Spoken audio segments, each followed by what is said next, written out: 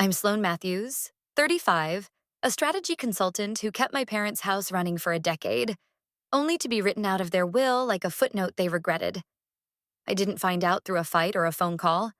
I found out while sorting Medicare paperwork at the same dining table where I'd once fixed their taxes, their furnace, their broken windows, and apparently, their memory. The estate folder didn't mention my name, except once.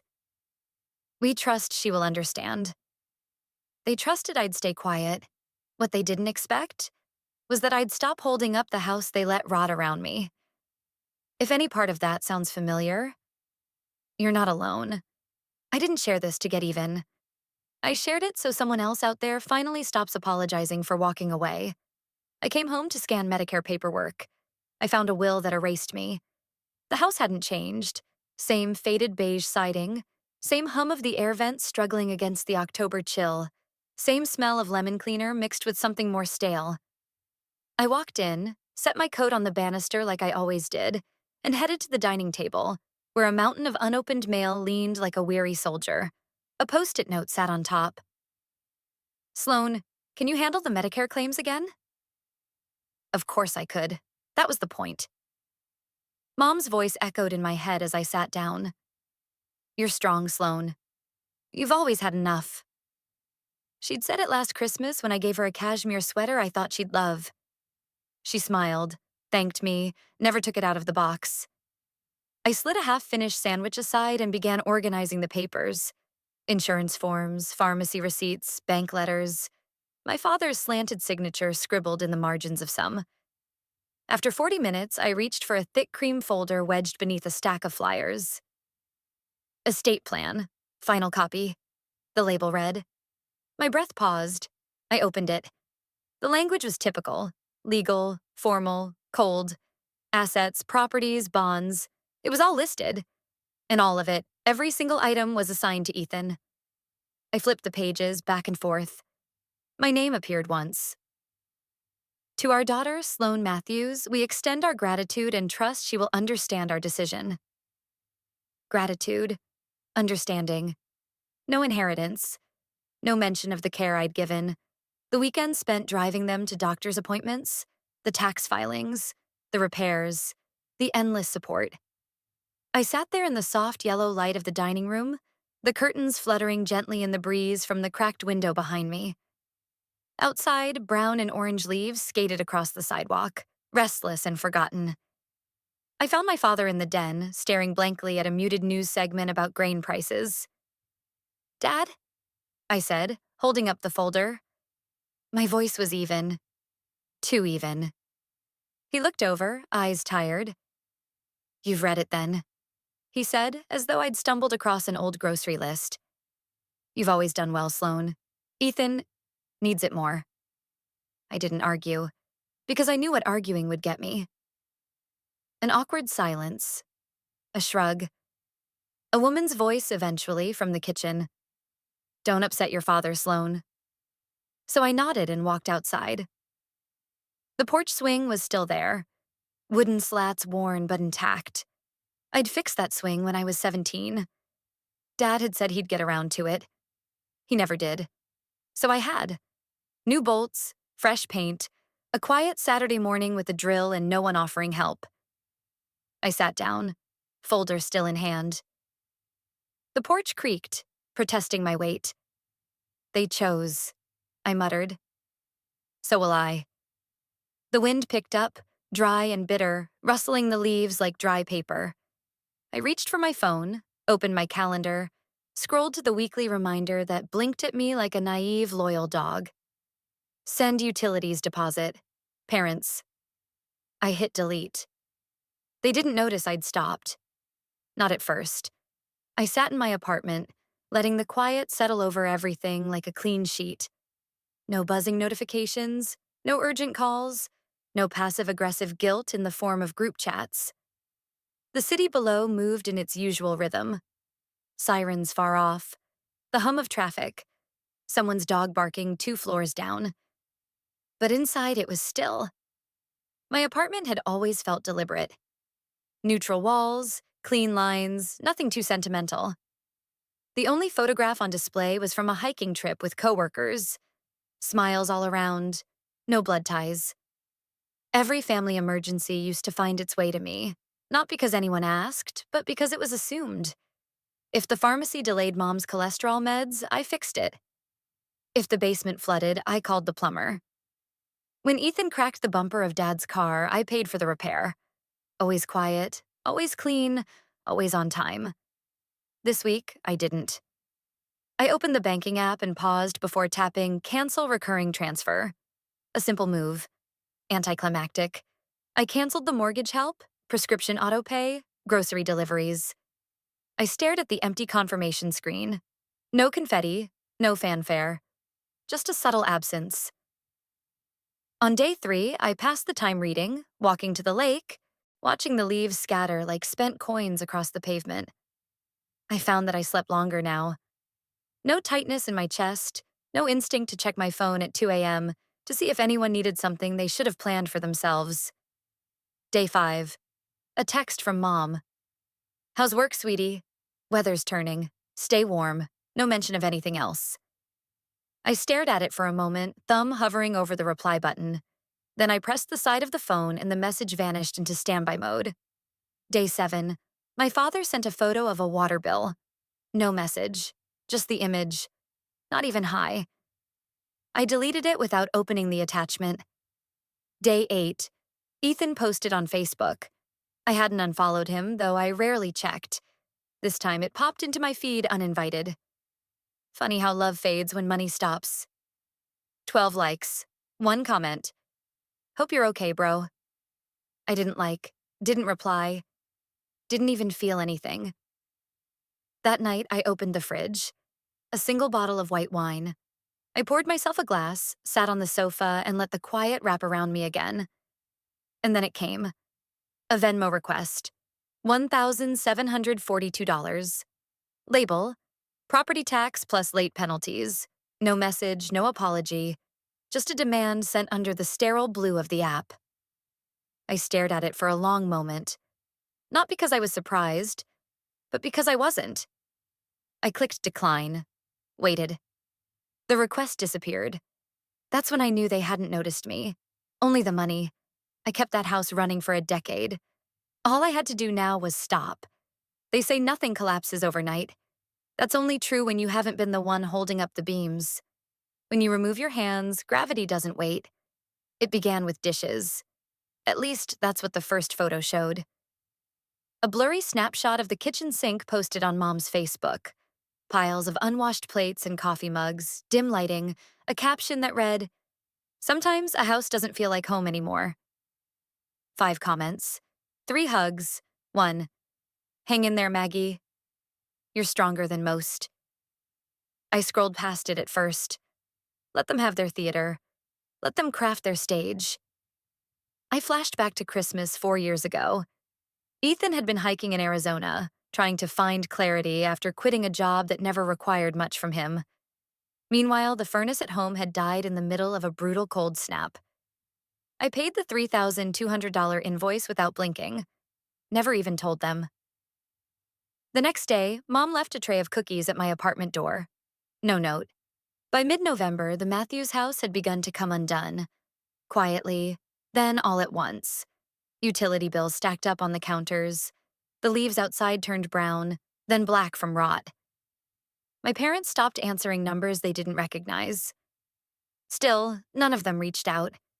Instead, the posts began. Mom uploaded a photo from my high school graduation. I was in a blue gown, grinning, standing beside her and Dad. Ethan was on the other side, hands in his pockets, bored even then. The caption read, "We gave them everything." But maybe love isn't enough. Dozens of likes. A few "you did your best" comments. Ethan shared it. His own caption, "Some people forget where they came from." I read it twice. It wasn't even subtle. And yet, I didn't reply. Didn't text. Didn't even screenshot it for evidence. What would be the point? But then something shifted. Emily heart-reacted the post. My cousin. The one who used to call me her big sister, even though we were the same age. The one who stayed up with me one summer after Grandma died, sharing secrets on the back porch while the adults cried inside. That crack let in the cold. I shut my laptop, stood up, and paced the length of my apartment. It was a small space, not designed for walking in circles, but I did anyway. A loop of thoughts, old and bitter. Maybe they really believed their story. I sat back down and opened the county tax portal, hands still trembling. The numbers loaded slowly. Foreclosure risk. Active delinquent property taxes, $4,181. Status, intent to lien, 30 days remaining. So they were drowning, and still they'd chosen to blame me. Not Ethan, who hadn't worked a full-time job since 2018. Not themselves. Me, the one who stopped being useful. The screen dimmed slightly as a new message notification slid across the top. Emily. Hey, are you okay? I think there's more you need to know about Ethan.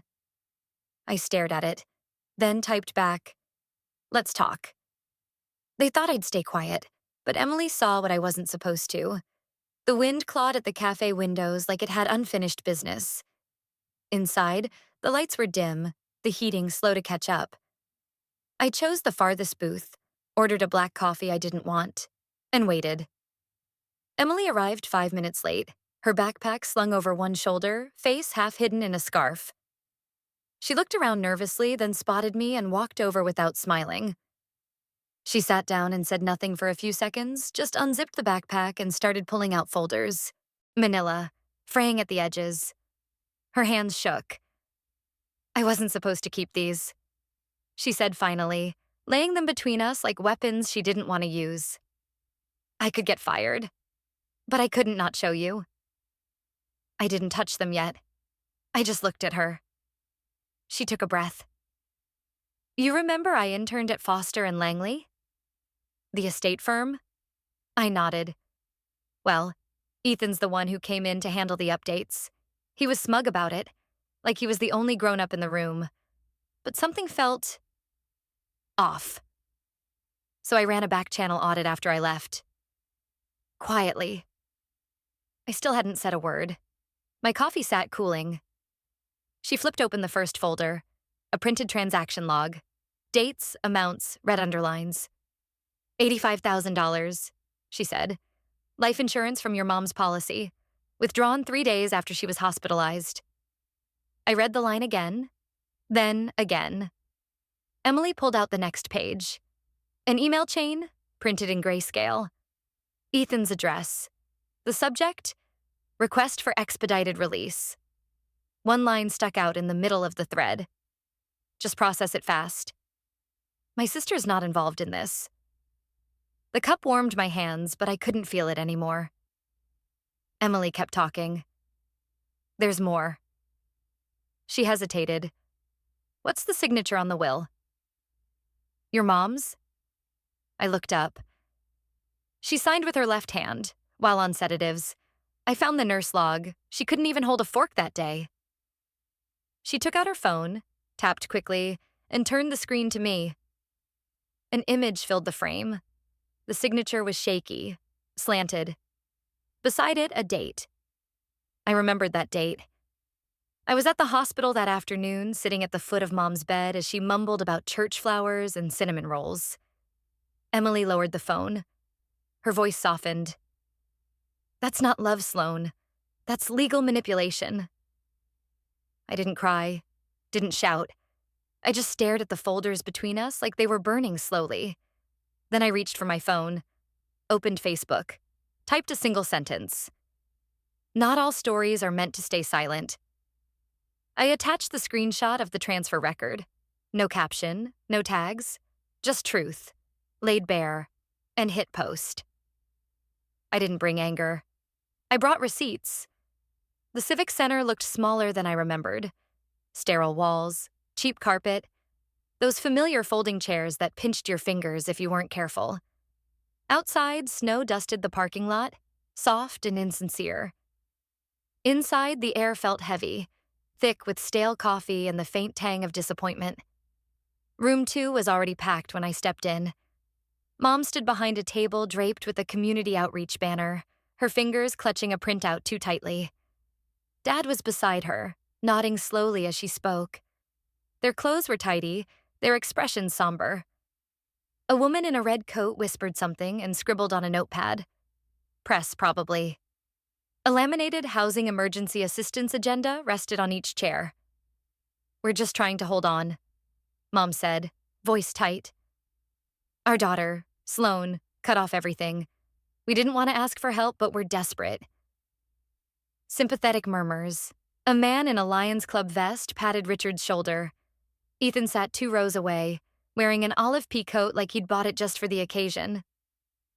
When he spoke, it was low and rehearsed. "I'd give everything to protect them. I just wish she remembered who we were." Someone nearby nodded. I stepped forward. Not fast, just certain. Chairs creaked. A few heads turned. Then more. I didn't say anything. Not at first. I handed a binder to the community coordinator, a woman in her 40s who looked like she'd seen every version of this story. She blinked at the cover, then opened it. I turned to the room. My voice didn't shake. "They didn't lose their home," I said. "They lost their safety net. Me." The coordinator flipped pages, eyes scanning. Then she began reading aloud. "Email correspondence from Ethan Matthews, dated September 5th.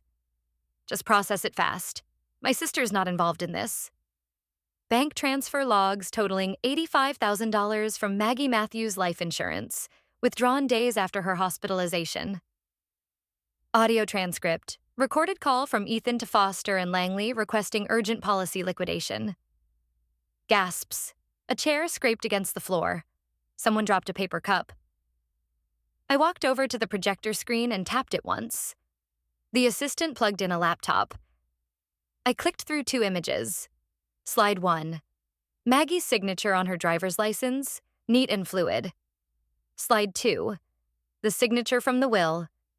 Crooked, tilted left, visibly off-center.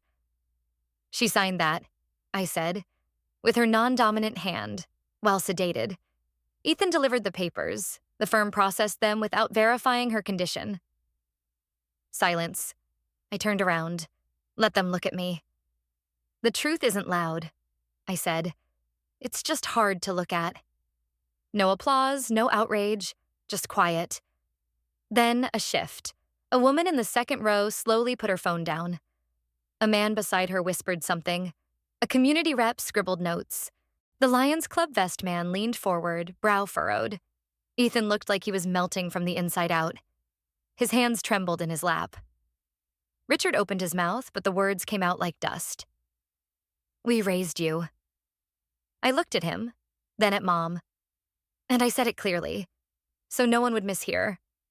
Number U drained me. Raising me would have meant protecting me too. Then I turned. Walked out. Didn't look back. Behind me, Ethan didn't move. I didn't bring the house down. I just stopped holding it up. The drive-through hallway felt like threading a needle through memory. Every crack in the pavement, every crooked mailbox, they all remembered more about me than the people who lived behind the doors. I passed Mrs. Breen's yard where Ethan once crashed his bike into her azaleas. The bush never fully recovered. Neither did we. When 714 came into view, I eased off the gas. It stood hunched and hollow, as if even the house had grown tired of pretending. The curtains hung uneven, stained at the edges. A porch light blinked behind a spiderweb of dead bugs. The swing I repaired alone when I was 24 was gone now. Just 2 rusted hooks dangled from the beam. No note, no plaque. Just gone. Like the part of me that used to think fixing things made me loved.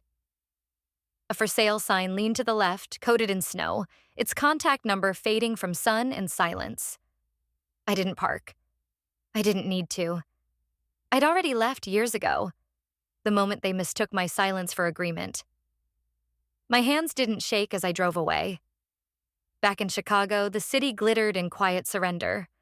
Apartment windows blinked with colored lights, and someone on my floor was playing Ella Fitzgerald's "Have Yourself a Merry Little Christmas" on loop. It should have made me sad. It didn't. I unlocked my door and stepped into stillness. My space. Minimalist, clean, warm in a way that didn't need permission. On the windowsill, a small rosemary plant wore a string of fairy lights. My kind of holiday decoration. Alive, practical, understated. I boiled water and poured it over the loose-leaf tea Emily gave me last week. A note in her handwriting still rested under the tin. Peace is not silence. It's choosing where your sound belongs. I let the words sit with me a moment. The phone buzzed beside the kettle. 3 missed calls. Mom, Dad, Ethan.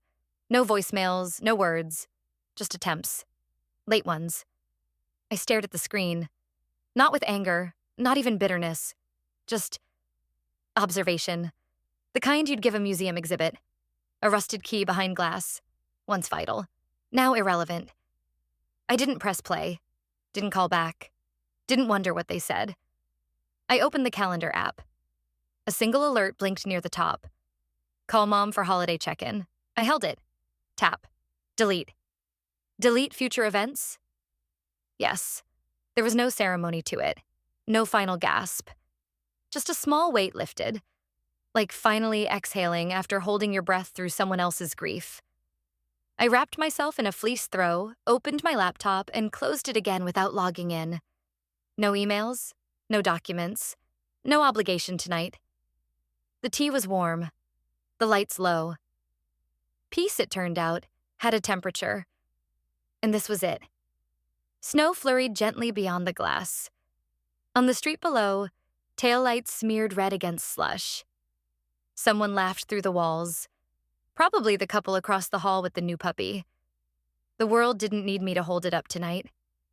I leaned back, legs folded, blanket pulled higher. A soft chime. One last text. Emily. Ethan left town. Said he needed to start over. Sold the car. Just gone. I stared at it longer than I meant to. Not because I cared, but because a part of me once thought he'd outgrow the weight of being coddled. Turns out some people choose to drown where they feel safest. I powered the phone off. I watched the steam from the mug curl like breath in the cold. Thought about how I used to fight for scraps of approval from people who gave me less than I ever needed. And how I mistook endurance for love. I had loved that house once. Not for what it gave me, but for what I tried to build inside it. My hands remembered every nail, every winter repair, every mortgage payment I made without a thank you. But memory isn't debt. I don't owe them anymore. They didn't lose me when they wrote me out of the will. They lost me when they assumed I'd never walk away. The silence she left behind spoke louder than any confrontation ever could. When those who fed on her sacrifices found themselves exposed and abandoned, it wasn't rage that brought justice. It was clarity. Like the final chord of a long-forgotten melody, justice may arrive late, but it resonates powerfully once it's heard. Sometimes the bravest thing is not to fight louder, but to walk away and let the collapse echo. No wall of lies can stand forever against the tide of truth.